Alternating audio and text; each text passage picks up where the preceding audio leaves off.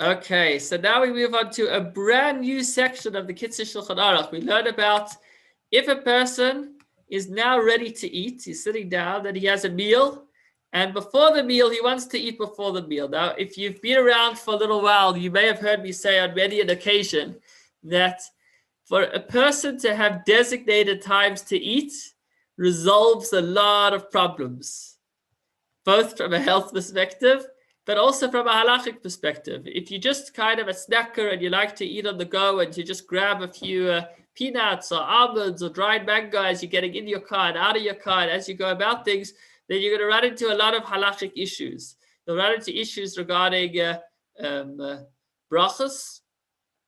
Do you make a bracha? Do you make another bracha? Bracha before you eat, after you eat?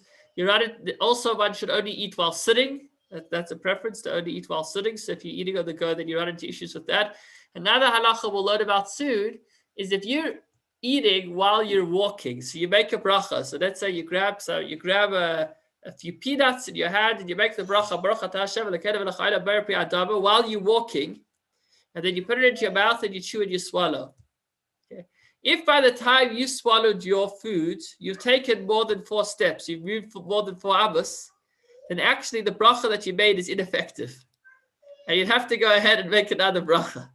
Many people don't realize that. So for starters, when you're eating something and you're starting to eat and you make your bracha, you need to stop, make the bracha, swallow, and then continue walking. But if you're going to make the bracha while you're walking, then you're going to leave the bracha 4 steps behind you, and you're going to have to keep making another bracha, which would obviously be something that would be saying Hashem's name in vain.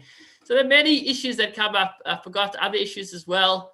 But here's another example. And what we'll basically say in section 39 is don't eat before you eat. You know, the rabbi or whoever it is that gets up to give a drasha, and he says, before I speak, I would like to share a few words. When somebody says that, you know, oh boy, I'm in trouble. So the same thing goes for food. Don't eat before you eat. If you got to eat, then eat. Sit down and eat, but not before you eat. I know it might be tough, but what that means in simple terms is that if you're going to be washing your hands for bread, then don't eat before you wash for bread. Rather, just sit down, wash for bread, and eat. But if you're going to eat before you eat, then we're going to have problems. We're going to have issues. What's the issue? So before I share with you that issue, let's just see where we are at in the Kitzur Shulchan Aruch at large. We started the day. We've learned how to daven. We've spoken about Torah study, proper conduct, preparing food, and now it's time to eat. And as far as eating, so we have over here approximately 9 sections of the Kitzur Shulchan Aruch that speak about meals and food. So today we will learn about eating before the meal, and please God, tomorrow we will move on to how do you wash for bread, and then saying hamotzi, and how to eat like a bench, and everything else relating to the meal. And then when it's time to bench and how to bench. And finally, we'll conclude with foods and wines that are forbidden. So now, as far as today, eating before the meal. So here's the issue. When you bench, so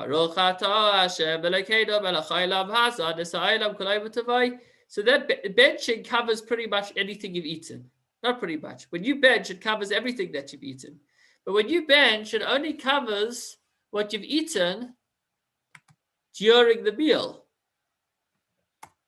It's not going to cover something that you ate earlier. So the question is, can you, if you're going to eat something before the meal, and then you're going to be eating more of that same food during the meal, then, so when you finished your meal, so that benching will help for what you've eaten during the meal, but that's not going to help for what you ate before the meal. But on the other hand, you can't say it after blessing of the food you ate before the meal because you're still in the middle of eating that same food and you're going to continue to eat more of that food during the meal. So basically, you have an issue because you don't know when to bench. So let me just kind of draw this up so you understand what I'm saying over here. So you have over here, there is, I guess, let's actually just draw it up, 3 boxes. So you have, or 2 boxes for now, before the meal and during the meal. Okay, So here, at the end of the meal, it's time to bench. So here you'll bench. Okay. Now, let's say you're having, I don't know what it is. Let's say you're having an apple. Okay. So you're going to eat an apple over here before the meal. And then you're going to eat another apple during the meal. Okay, so you've got your 2 apples. This is before the meal. And this is during the meal.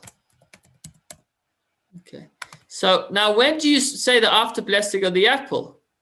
So if you're going to make it after blessing of the apple over here, then if this is where your after blessing will be, then that after blessing is in vain. Why? Because you haven't finished eating your apple yet. You're eating some apple now and you're going to eat some more apple soon. The same will go for a whiskey. If you're having a whiskey before the meal and you're going to have another whiskey during the meal, so how could you bench when you're still in the middle of eating? You're supposed to bench when you finish eating. But the problem is that if you don't bench over here, this benching over here only helps for this box because you're benching for what you've eaten during the meal. So if you're going to bench over here, the benching will help for the apple you had during the meal, but it's not going to help for the apple you had before the meal. So what do? You're stuck. You see what's happening over here? You can't bench over here because you haven't finished eating it. But if you bench over here, then this benching will only help for what was during the meal, because when you bench, that's what benching is for, what you've eaten during the meal. So it ends up being that what you eat before the meal, you're never going to know when to bench. Do you bench over here, over here, over here, over here? So the bottom line is, the solution is, don't eat before you eat. Before the meal, eat nothing. If it's time to eat, sit down, wash your hands for bread, say habotzi, and then during the meal, you can eat whatever you'd like. You can have apples and pears and whatnot, but don't eat before you eat. So that's pretty much a summary of section 39 of the Kitzur Shulchan Aruch. Let's see the I'll text. ask a question, Rabbi. Yes. What happens if you're preparing the meal and you want to taste it, just to see that it tastes proper before you actually serve it? That's a great question. So the answer is simple, actually. If you eat a small amount of food, then you actually don't need to bench. So then you don't have any issue. So as long as you're just eating a little bit to taste, that's fine. Okay. Right. Okay, Brian's asking, if you only bench if you've eaten bread, so if you have bread and then a second apple, why should you, Brian? Because if you have your first apple, you don't bench because you haven't had bread. So you have your first apple and then you have bread, and then the bread only covers the benching for the meal after the bread, after you've had. Also, Okay. if you had a bracha at the shul and you take a bit of food, you walk around, then you take another snack, how practical is that? I don't want to know these rules. Okay, so I mean, these are great questions. We'll learn more about walking and talking and eating soon. I want to cover this section today. We've only got 3 minutes, and then we could speak more about it either after the shir or in future classes. But to answer your question about benching and bread, actually, when you bench, it doesn't only cover the bread. When you bench, it covers anything that you ate during that meal. So when you bench, the benching is not just for the bread, it's for anything you ate in the meal. And that's what makes things confusing. But if you're not going to have bread, you're not going to bench. No, so there's another type of benching. Good, you're on your toes.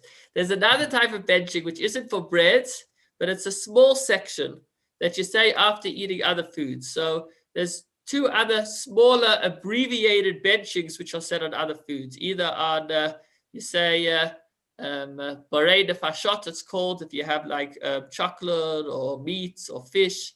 And then there's another one, Ala Michia. We'll learn all about it. We can't do everything at once. So I guess ready to have a good understanding of section 39, you need to kind of know everything else that follows, but we're kind of going in chronological order. So before we got to the meal, we wanted to speak about before the meal. But the tachlis, the bottom line is, don't eat before you eat. Although there is an exception.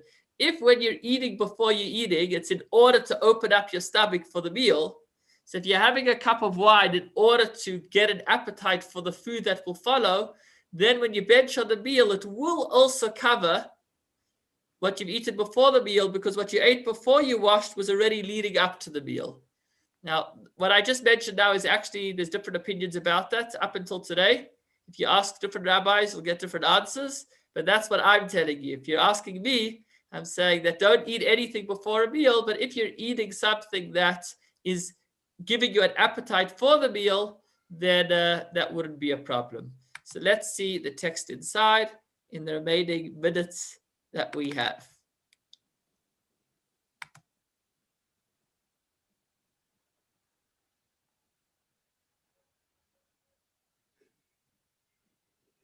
Okay, so if before washing for the meal, you intend to eat various foods that will also be served during the meal, regardless whether these foods are ones that require a bracha during a meal, like fruits, or if they are foods that require no extra bracha during the meal, like relishes, legumes, and potatoes. We'll learn more about that a little bit later. And also, if you intend to drink beverages, drinks, besides for wine, before washing your hands, and you plan on eating the same drink again during the meal. So you're planning on eating an apple before you wash, and then an apple after you wash. You're having a l'chaim before you wash, and another l'chaim after you wash. So there's a disagreement among rabbinic authorities. We have over here machlokes and arguments. So if what you eat or drink before washing your hands is exempt from the bracha, okay, I'm not going to go through all of it inside. You're welcome to read it inside, but the tachlis is what I said, don't avoid it. Avoid eating and drinking before you're about to sit down to wash. If you're about to sit down and wash and have bread for a meal, then wait till you've washed and then proceed to eat whatever it is that you'd like to eat. And the exception that I gave was if it's a food that opens up your stomach to the meal, then leniency can be granted. If I was just to show that on the slideshow, that would be section 1 deals with avoiding the same foods as the meal. Section 2 deals specifically with wine. By the way, when you make kiddush, that's fine, because kiddush is to serve the meal. But if you were drinking wine and it wasn't as an appetizer before the meal, and you'd be having more wine during the meal, it would be an issue. And cookies, again, the general thing is if it's there in order to satiate you, to open your stomach, then that's fine. What I didn't speak about is if you had an apple before the meal and you forgot to make the after blessing of the apple, and now you're already in the middle of the meal, so you can go ahead and say a Borei Nefashot, an after blessing of the apple, which you ate before the meal, even though now you already moved on to the next eating. But we'll speak more about that, please God, in the sections to come. Thank you so much for joining us.